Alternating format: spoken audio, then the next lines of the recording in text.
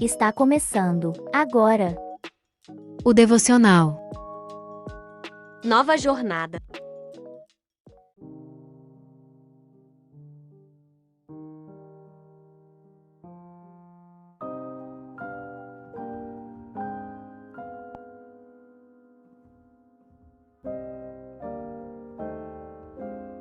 Ir à igreja é uma obrigação? Existem lugares no mundo, sobretudo em países do Oriente Médio, em que ser cristão e participar de cultos representa um grande risco. Os integrantes da chamada igreja perseguida não podem dizer abertamente que creem em Cristo, porque podem sofrer retaliações da própria família e no trabalho, perdem direitos legais, enfrentam abusos, violência física e, em casos extremos, são mortos. Com muito custo, alguns desses irmãos conseguem se reunir em lugares secretos, como florestas ou no subterrâneo de cidades, para ter um tempo de adoração comunitária. A reunião é importante por muitos motivos, como a própria Bíblia aponta. Para a correção e edificação, 1 Tessalonicenses 5.11, companheirismo, Provérbios 27.17, anúncio do Evangelho, 1 João 1.3, apoio uns aos outros, Gálatas 6.2, unidade, João 17.23, encorajamento, Hebreus 10.25. A igreja é o agrupamento de imperfeitos, que amam e caminham em direção ao perfeito, que é Cristo. É sobre Cristo, a rocha, que a igreja está constituída, como mostra Mateus 16.18. Participar de atividades como igreja não deve ser um peso. É possível encontrar naqueles irmãos a ajuda necessária para momentos difíceis, desde que você esteja disposto a abrir o seu coração e pronto a acolher o outro, por mais diferente de você que ele seja. Em seus problemas e dificuldades, aquelas pessoas crescem e têm seu caráter transformado. Você também. Portanto, animem e ajudem uns aos outros, como vocês têm feito até agora. Últimos, as pessoas aprendem umas com as outras, assim como o ferro afia o próprio ferro. Contamos a vocês o que vimos e ouvimos, para que vocês estejam unidos conosco, assim como nós estamos unidos com o Pai e com Jesus Cristo, o seu Filho.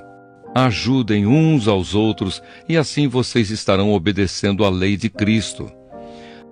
E peço que todos sejam um. E assim como tu, meu Pai, estás unido comigo e eu estou unido contigo, que todos os que crerem também estejam unidos a nós, para que o mundo creia que tu me enviaste. A natureza divina que tu me deste, eu reparti com eles, a fim de que possam ser um, assim como tu e eu somos um. Eu estou unido com eles e tu estás unido comigo, para que eles sejam completamente unidos, a fim de que o mundo saiba que me enviaste e que amas os meus seguidores como também me amas. Carta aos Hebreus, capítulo 10. A lei dada por Moisés não é modelo completo e fiel das coisas verdadeiras. É apenas uma sombra das coisas boas que estão para vir. Os mesmos sacrifícios são oferecidos sempre, ano após ano.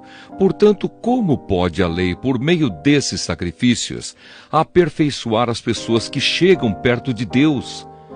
Se as pessoas que adoram a Deus tivessem sido purificadas dos seus pecados, não se sentiriam mais culpadas de nenhum pecado, e todos os sacrifícios terminariam. Em vez disso, esses sacrifícios realizados ano após ano servem para fazer com que as pessoas lembrem dos seus pecados, pois o sangue de touros e de bodes não pode de modo nenhum tirar os pecados de ninguém.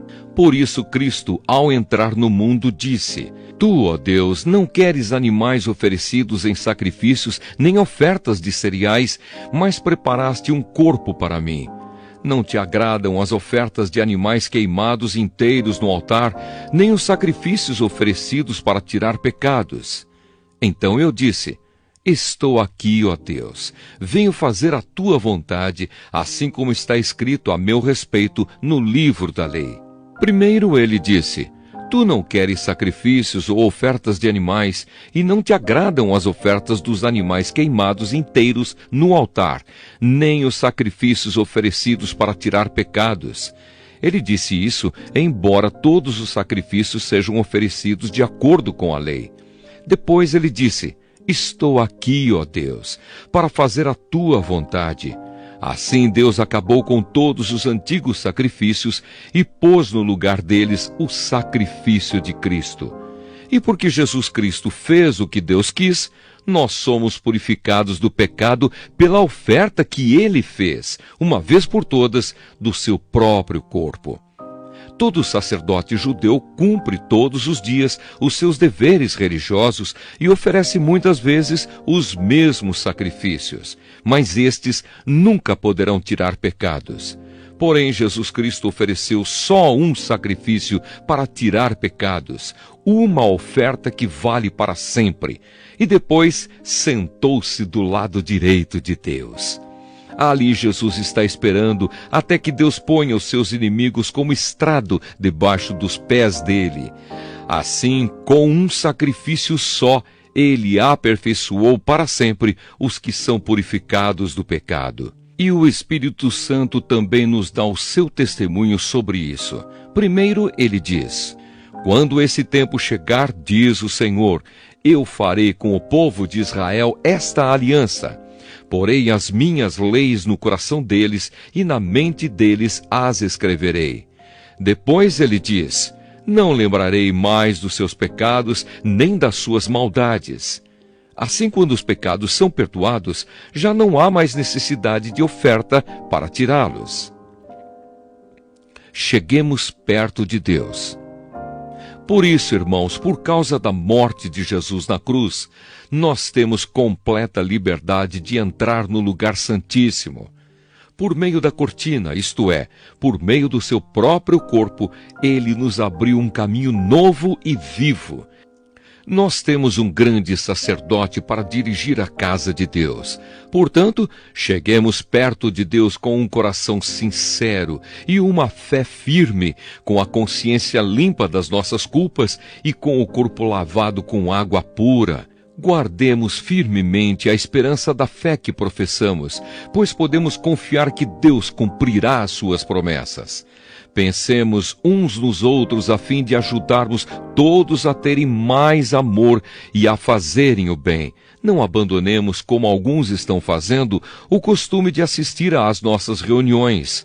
Pelo contrário, animemos uns aos outros, e ainda mais agora que vocês veem que o dia está chegando. Pois se continuarmos a pecar de propósito, depois de conhecer a verdade, já não há mais sacrifício que possa tirar os nossos pecados. Pelo contrário, resta apenas o medo do que acontecerá, medo do julgamento e do fogo violento que destruirá os que são contra Deus.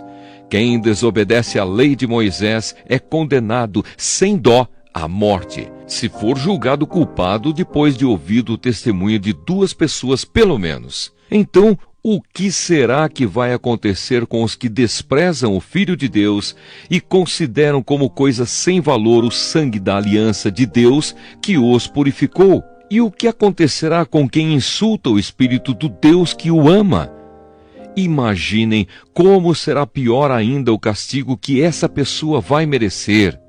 Pois sabemos quem foi que disse: eu me vingarei, eu acertarei contas com eles. E quem também disse: o Senhor julgará o seu povo. Que coisa terrível é cair nas mãos do Deus vivo. Lembrem do que aconteceu no passado. Naqueles dias, depois que a luz de Deus os iluminou, vocês sofreram muitas coisas, mas não foram vencidos na luta. Alguns foram insultados e maltratados publicamente, e em outras ocasiões vocês estavam prontos para tomar parte no sofrimento dos que foram tratados assim. Vocês participaram do sofrimento dos prisioneiros, e quando tudo o que vocês tinham foi tirado, vocês suportaram isso com alegria, porque sabiam que possuíam uma coisa muito melhor, que dura para sempre. Portanto, não percam a coragem, pois ela traz uma grande recompensa. Vocês precisam ter paciência para poder fazer a vontade de Deus e receber o que Ele promete. Pois como ele diz nas Escrituras Sagradas, um pouco mais de tempo, um pouco mesmo, e virá aquele que tem de vir, ele não vai demorar. E todos aqueles que eu aceito terão fé em mim e viverão. Mas se uma pessoa voltar atrás, eu não ficarei contente com ela. Nós não somos gente que volta atrás e se perde. Pelo contrário, temos fé e somos salvos.